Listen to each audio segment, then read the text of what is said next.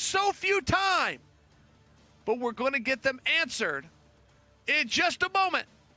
These young men are headed to the cage. These guys are going to square off. Mason versus Vinny for the Submission Underground Championship. Let's take a closer look.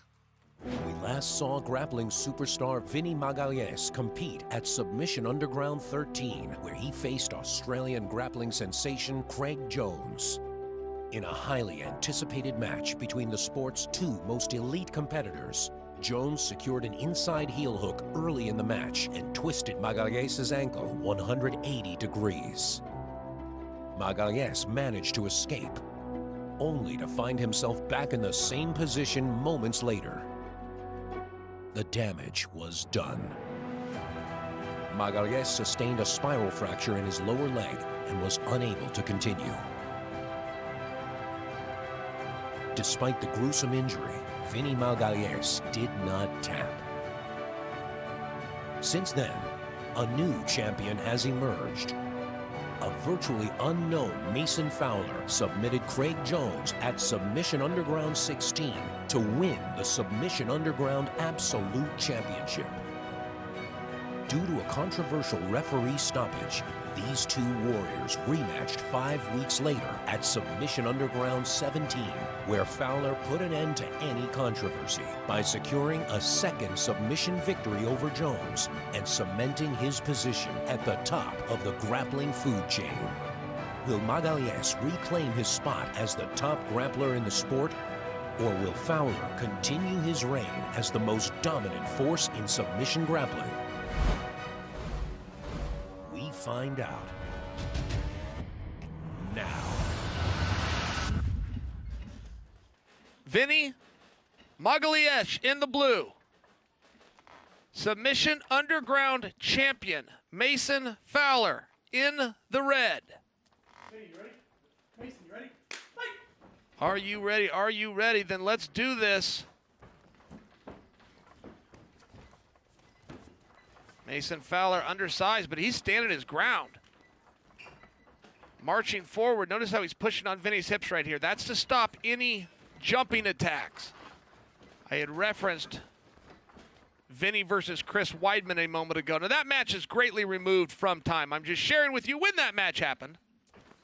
It was an 8-second affair. Vinny went into a flying armbar. So for Mason Fowler to be cognizant of those hips is very wise. Mason snaps him down into a front headlock.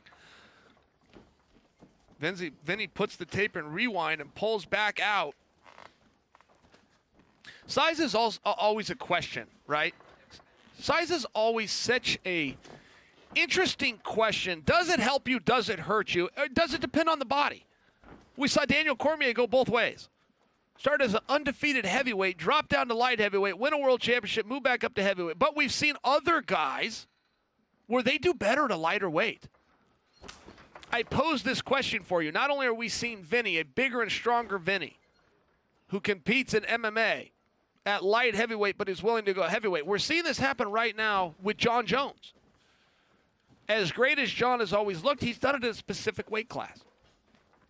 Can he look just as good at heavy? Sure. Could he look better at heavy? Sure. Could he look worse at heavy? Sure. It's an experiment, right? You don't know. I had a teammate in college, and his name was Doug Lee. And Doug was about as rough of a customer as you were ever going to come across. At a specific weight. He was one of these guys. He had to get down to a specific weight. There was a byproduct of being at that weight. It made him run more. It made him work extra hard to weigh a little bit less. There was some byproducts, but when he was at a specific weight, he was about as rough of a guy as you could possibly find in all of America. I bring him into it just for my firsthand knowledge of some guys are different guys, right? They're different guys. How is John Jones going to perform? Notice Mason Fowler, guys, to come back to this match. One thing that Mason will do, and I know the guys are at home studying, but he is very on your head heavy. What that means is when he stands there nose to nose with you, he doesn't just stand and look at you. He begins pulling on your neck. Now, guys, imagine this. I know you're grappling fans, but just imagine this. If you stood up and bent over in this position, That may look easy, but I'm sure you could imagine that without the proper conditioning, your legs are going to get tired in a short period of time. They just will. You're activating the muscles of your legs to bend over in this position. Now imagine somebody's grabbing you by the back of the neck, and they're pulling down, over the course of a match. They're pulling down for 5 and 6 and 7 minutes, depending on overtime. Now you're starting to activate not only the highly conditioned muscles of your legs, but now you're working your back in. Now you're getting a full body exercise. One thing Mason Fowler never does, he's never letting you rest. Well, it will appear that there is very little activity going on right here, and I wouldn't disagree with you. But right now they're playing a game of chess. Who's gonna give up position first? If it's not gonna be you, it's not gonna be me. But Mason's not letting you just rest. He begins, look at how he's pulling on that neck. He begins working your neck. That will pay off later. It's very similar in MMA where you'll see leg kicks. Guy gets kicked in the leg. You're sitting at home as the audience. It's like, well, what's the big deal about that? Okay, great. We can have that argument another day. But it is one of those techniques that's going to pay off later. So when Mason's on the head here while he's pushing and pulling, I just watched Tony Ramos take on Nicky Ryan. And it was just a really interesting match because one thing Ramos was going to do, should he had it his way, is do what Mason is doing now, which is to push and to pull, start to use conditioning, start to tire out Nicky. Nicky just took all of that offense away by going right down to guard. It was just a very interesting development from a strategy standpoint. I thought perhaps going into that match that Nicky would overlook Tony Ramos. Instead, it looks like just the opposite. It looks as though Nicky studied Tony Ramos and found a way to counter a lot of that offense by just taking the position away. And this it comes back to, is a bigger Vinny better than a smaller Vinny? I can tell you, big Vinny sure is hard to take down. Mason's a great wrestler. He's right in his face. He's within striking distance, but doesn't want to change elevation and take that big risk. But it also looks as though some of that size has maybe slowed Vinny. A little too early to tell. A lot of strategy plays into it. You've got the two best guys in the world. They knew this was going to be a part of it. They knew this could come to the coin toss. They were right. Choice goes to the champion. Champion takes his patented position. The same position he used to win the tournament, the same position he used twice to defeat Craig Jones. Look at right away. Mason's not able to get to this, guys. Look at this body triangle. Look, he's not there. He's not there until it's to the bend of his knee. It looks as though Mason now does have it secured, but only barely. Mason has done everything right. Look at Vinny's doing everything right, too. Vinny pulling down the leg, arching his hips. Vinny's got to get both shoulder blades to the mat. Vinny has picked a side. It is right side. He realizes that Mason could transition to a head and arm choke. If you over-defend the rear naked to the side that Vinny has elected, when your arm is engaged, it does open the opportunity to a head and arm choke. It would seem to me that that is tomorrow's problem. Today's problem is getting the champion off your back in a timely fashion. Mason pulls him to the other side. Now Vinny's problems just changed. Vinny's starting to come out. Mason's options are going to be limited here. Vinny just needs to watch this arm and clear. Referee says Mason is still engaged. Vinny gets out in 1 minute and 8 seconds.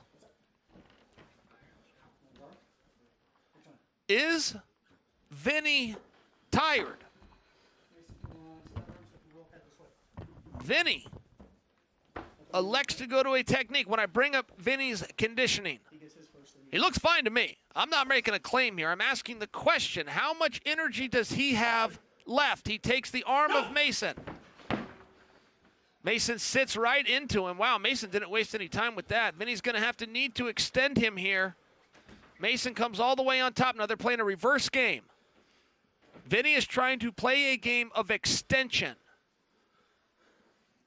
Mason is playing a game of crowd you, and Mason pulls out in 22 seconds. The game shall continue. Advantage now to Fowler. back to his patented position. Notice Mason's legs. His heels are simply separated because the size of Vinny is just in between him. It's just one of the, what are you going to do? You can't make your legs longer. I'm sharing this with you because Mason is not quite where he would like to be. While Mason is showing that he is very tight here, while he is showing that he has an ability to work from here, I am pointing out for you this is not his ideal position.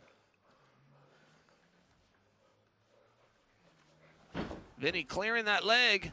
Vinny doing a great job of clearing that leg. Now he's just got to clear his body. Vinny out, and Vinny might have just leveled the score here.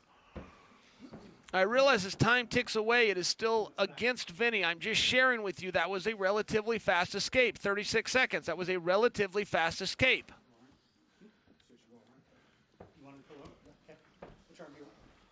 All right, Vinny asked for a position and changed it to the other position. He's going back for the arm.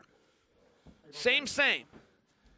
Where Mason had success the first time was Mason exploded as soon as the referee said go. Mason explodes again on the referee. He's not making it all the way. Mason would like to bring his right leg to the other side of Vinny's body. If Mason just steps his right leg over, Mason's caught right here. Mason's caught. Vinny's trying to keep that thumb towards the air. Vinny's going to need to step back over. Mason's going to be out. Mason comes through. Mason's free. Wow. Oh, that was good defense. That was good defense. But nothing has been resolved. The game continues. Advantage. Fowler. Ready. Go! Wow, that was impressive defense by the champion a moment ago. You guys go put the tape in. You go watch Verdum versus Gustafsson. You're going to learn perfect arm bear offense. You go rewatch Fowler versus Magliesh. You're going to learn defense. You're going to be black belts in jiu-jitsu when you show up for class tomorrow. If you just study those two matches, Fowler again on the back.